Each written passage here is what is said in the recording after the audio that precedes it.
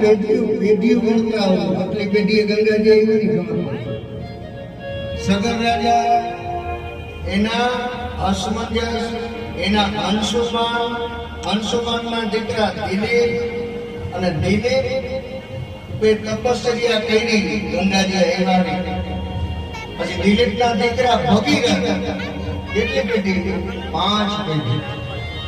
આપણે કહીએ કે આને દેવ જેવો દીકરો ઉત્પન્ન થયો પણ એના ગોઠવાઓના તપ હોય એની પેઢીઓની તપસ્યા.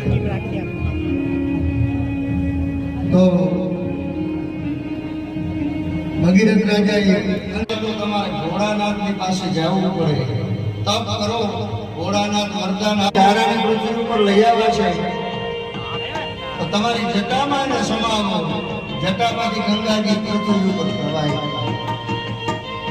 અને ભોળાનાથે પોતાની જટા છૂટી મૂકી અને ગંગાજી સ્વર્ગમાંથી સીધા ભોળાનાથની જટા ઉપર. એટલે ગંગાજીનું પહેલું નામ છે જટાશંકરી ગંગા. ગંગાજી જટામાં ગયા, શિવજીની જટામાં વટવાઈ ગઈ, પાછા જે નીકળી ગયા આ ભગીરથ ઉભા. એટલે ભોળાનાથ કૃપા કરો તો ગંગાબા બોલો ગંભીર